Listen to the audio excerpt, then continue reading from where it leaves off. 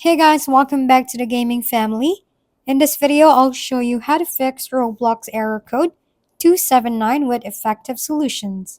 Watch the entire video to resolve this issue. First, let's go to the Windows settings and open Update and Security. Click on Troubleshoot, then Additional Troubleshooters. Find Network Adapters. Click on it and let it detect issues. Select your Wi-Fi or Ethernet. Click Next. Let it fix any problems automatically. If the problem persists, go to Settings again, navigate to Network and Internet, scroll down to Network Reset, and click Reset Now. Confirm by clicking Yes, and your PC will restart. Resetting network settings. Relaunch the game once the issue is solved, and that's it. And that's it for today's video. This has been your go-to channel for gaming content, Gaming Family.